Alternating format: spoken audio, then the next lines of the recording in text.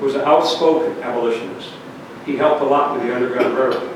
From there over to Iowa City, from there to Springdale, West Branch, Quakers, and Springdale, Quakers. They had opposed slavery from day one. The first state to ban slavery was Pennsylvania. All right? You were never safe in Iowa. You got on a barge or a steamer in Clinton or one of the river towns, and you kept going north. The only place you were safe was Canada. But a lot of the bounty hunters didn't want to have to go too far. And what they were told after a while, and this is pretty horrible, don't bring back the slave, just cut off the ears, and you'll get your bounty. Yeah, I mean, make it a lot easier for you, okay? So you didn't stay in Iowa if you were an escaped slave. You kept moving. You kept moving. And we'll get to the case of Ralph, who was from Missouri, a slave that came up to Dubuque to work in the mines. But anyway, a couple of other towns I'll mention up here. There's a little town in eastern, southeastern Iowa called Salem. The routes in and out of Salem for escaped slaves and incoming bounty hunters and incoming slaves are like the spokes on a wheel. Like the spoke. There's so many routes. And they constantly had to change the routes because the bounty hunters are very pro-slave. They didn't have far to go. But they obviously had to hurry. That's why a lot of the travel was done at night, if you read the stories about the escaped slaves and so on. All right.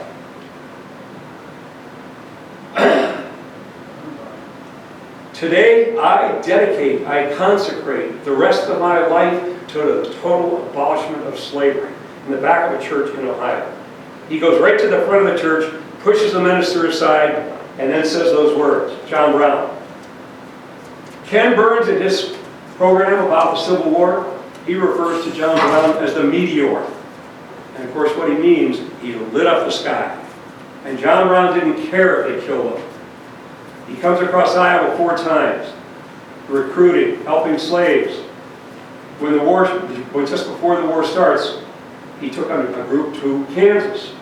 At the time, Governor Grimes, who had been a Whig, became a Republican, came from Vermont, and so on. Grimes intentionally knew that John Brown and some of his group were coming through the Des Moines area. So he accidentally, quote unquote, left the keys to the armory to where they could see him and get 1,500 rifles. 1,500 rifles before they went to Kansas to do their work and so on. He looked like a biblical figure and he thought of himself that way. He wasn't a real nice person. All right. When the war breaks out, a quota system was passed out to all the Union states. And Governor Kirkwood was told that we need 1 regiment from Iowa. 2 weeks, he had not 1,000 men regiment, he had 10,000 volunteers in Iowa. All right? 10,000 volunteers. A lot of them thought it would be a short war, a 90-day war. Very few of the top generals at the beginning of the war, with the exception of William Tecumseh Sherman, thought it would be a short war. Sherman knew it wasn't going to be a short war. A lot of the others said, we're going to whip them, and it'll be over, and we'll go home. The question's always asked about, why did these kids, up? Some, the adventure. Some, a neat suit of clothes better than they had at home. A little bit of pay, excitement. A lot of these kids are, they go hunting and fishing and everything else, but they've never seen battle. And we'll talk a little bit about some of the major battles that I was involved with. But you can see 18 to 45. By the end of the war, both North and South have 16-year-olds and even 12-year-olds involved in the war. Not usually combat in front, but doing something, okay? Especially the South, because go back to those population numbers I gave you.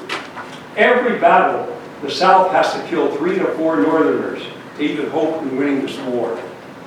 The population numbers are just overwhelmingly in favor of the North. As you can see, this is a regiment being used to serve as infantry for 3 years unless sooner discharged. Think about this. There will be 5,000, just a little bit under 5,000 men that die in combat from Iowa. 8,000 die from disease. There's a little town up in Buchanan County called Spring Grove. 9 young men will enlist together, all friends, 3 brothers from one family, all right? At the end of the war, 1 came home. Some of the battles that we'll get to Shiloh in a minute, you have 40% either captured, killed, or wounded. During the Vietnam War, I'm a veteran, okay? A 10% casualty rate was unacceptable.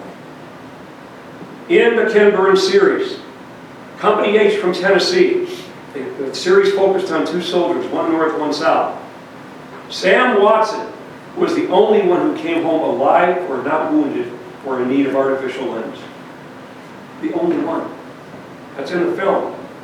Mississippi's second largest piece of their budget, state budget, when the Civil War ends, is for artificial limbs. It's for prosthetics. All right. That's our Civil War governor. There are 2 of them, but that's the first one. He's the one that helps John Brown out before the war, all right? And again, he'll obviously be helping out. Iowa will send, I've got the exact numbers here, we're going to send over 75,000 men to fight in the war. And we'll have cavalry units, artillery units, mostly infantry units, 1 colored unit, the 60th Colored Guard, and so on. And we'll talk about some of those as we go through. There are camps all along, and I'll just give you an idea. I jotted some down here. Almost all of them are located on the Mississippi River. Camp Franklin is in Dubuque. Camp McClellan is in Davenport. Camp Hope is in Iowa City. Camp Lincoln is in Keokuk. And you'll see Camp Warren in Burlington. That's where you went. Iowa's very rural, and when they put out, the call for men, a lot of times everyone that lived within about a 15-mile radius would get together and create a company of men. And so you'd have a lot of people that knew each other. There were, how many of you know where, actually I'm trying to remember the name of the little town. It's over in eastern Iowa. I can't think, I'll think of it as we're going along. But anyway, this is in Cairo, Illinois, this camp. But the commander at the bottom is in Iowa, PM Prentice. Okay? And it gives you just the schedule of what a day was like for a soldier. And tattoo is basically lights out, okay? You're restricted to quarters. A lot of people ask about the tattoo. And, but you can see a typical day. Reveille, guard mounting, dinner call, drills. General McClellan, early on, heads up the Union forces. And he is going to earn his reputation as slow motion McClellan. He drilled and drilled and drilled. He was constantly drilling, but he didn't want to fight. And he'll be replaced, not once, twice. And then, of course, he and Lincoln would be opponents in the '64 presidential election. That's Camp Warren in Burlington from a Harper's Weekly woodcut. And in September of 1861, on the Mississippi River. And what you did, you were mustered in these camps along the river. And then you were usually sent down to St. Louis, and then you were assigned to whatever front there was need for more troops. And we'll get into some of those in a minute. I love this. I met him once, and, again, Frank Miller, you can see it's cartoon from the 1960s. And the Des Moines Register, when it used to be a real newspaper, I was a newspaper carrier, so were my brothers and so on. I'm a big sports guy. The Big Peach was just wonderful. And now I really miss that stuff. But this, if you see this in the actual color that it came out of the paper, it's brilliant. And let me tell you a little bit. General Winfield Scott was an advisor to Lincoln at the beginning of the war. And he came up with a strategy for winning the war for the Union. And it was called the Anaconda Plan. And the whole idea was, what does the South lack totally that the North has a huge advantage? They have no navy. They have merchant ships, but they have no navy. So first of all, we cut off the South from getting any money from England for their cotton. We have a barricade along the coast, all right? And then what we do is something else that the South lacked. Because of what? States' rights. The gauge on their train tracks differed from state to state. That's the worst thing you could have for a war, all right? You have to unload at the border of the troops, the equipment, and go across the next state. We have standard gauges in the north. And that has something to do with those population numbers I gave you before as well, and why it developed much faster in the north. But anyway, the Anaconda Plan is first encircle the South. Second, all right, create a two-front war, a Western theater and an Eastern theater. They don't have the manpower to fight it. Robert E. Lee will never leave the Eastern Theater, and he's their best general, okay? We could move men and troops quickly to where they were needed, and we would. I'll talk about the Battle of Shiloh, but it went horrible for the North in the first day. They were losing, saved by Illinois and Iowa farm kids, basically. But all night long, Union troops came down the Tennessee River, and when the South thought they could cakewalk in the morning and mop up and finish the victory, the North attacks. Fresh troops all night long down the river. Just an example of how the North can fight, and the South doesn't have that option. But anyway, two-front war, and then split off Texas by taking the Mississippi River, which we'll see in Vicksburg when it falls on July 4th of 1863. It's done, okay? And lastly, trisect the South with Sherman's march to the sea. Create a three-front war. The South will never be able to compete against that. So anyway, this highlights some of the battles. Missouri never secedes from the Union. There are 4 states that had large pro-slave populations that never seceded. And a lot of the early battles involving Iowans will be in Missouri to prevent them from seceding. There is one, you can't read it. There are no major battles in Iowa. Does anyone know where Croton is? It's on that map, but you can't read it from where you're sitting. Croton is down in Lee County, fairly close to Keokuk. Okay? 2 local militia groups, one south, one north. They were obviously having a fight on the Missouri side of the river, but the artillery fire was so inaccurate, some of the cannonballs landed in Iowa across the Des Moines River. That's the Battle of Croton. There is a little marker down there. I know we laugh today, but it again reflects the inexperience of a lot of these young men. A lot of them have never seen combat. Shooting squirrels, rabbits, and pheasants, or whatever is not, when you're face-to-face with a young Southern kid that's determined to kill you. But you can see the Western Theater is where we play our primary role. But then there will be Iowa units, including Granville Dodge, that will march with Sherman to the sea. And we'll learn a little bit more about that. All right. Some of the pictures are fuzzy. I apologize because I had to take them through glass with not a very good camera at the time. But this is a cavalry unit heading off, again, a Harper's woodcut. Harper's is one of the best newspapers for getting visual images of whether it's sports we're talking about. I use a lot of them in the baseball presentation, and the same is true of the Civil War. And at least you get some sense of what's going on throughout the war. Again, you can read it for yourself, and I'll just touch on some of the highlights. But both sides didn't want to lose Missouri, and guerrilla gangs, they were called bushwhackers. My former office mate at DMAC, Bradley, he's a reenactor, but he doesn't wear a gray or a blue uniform. He wears a bushwhacker's uniform, all right? And he knows a lot about the bushwhackers.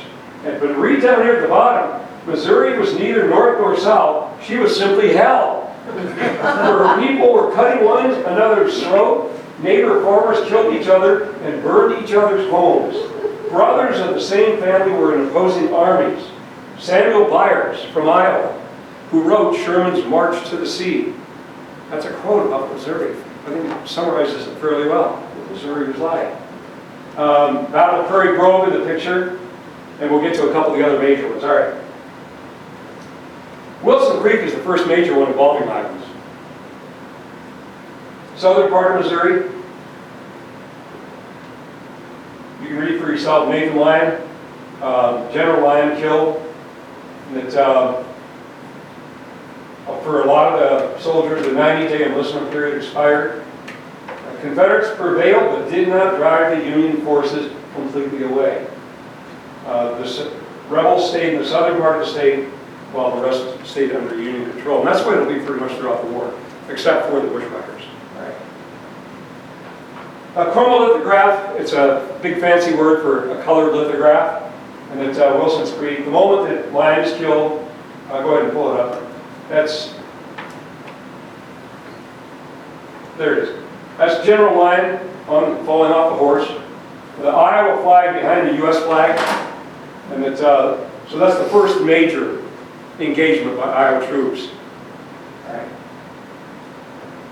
Shelby Norman, a Muscatine, dies at Wilson's Creek, and today again recognized as the first Iowan to die in combat. And it tells a little bit about, you know, him, and this is in the historical building. And again, it does show you something too, is that a lot of the uniforms were not uniform, okay? Friendly fire kills him, friendly fire. During the Vietnam War, that happened a couple times. There's a book by that name, Friendly Fire, about the Vietnam War. Right. Here's Grenville Dodge. How many have been to the Dodge House in Council Bluffs? Okay, it's a great museum. I think it's 3 or 4 presidents visited there, including Lincoln. And they have now the Railroad Museum there. They have the Dodge House. Council Bluffs has a lot of history, important history, both U.S. and Iowa history.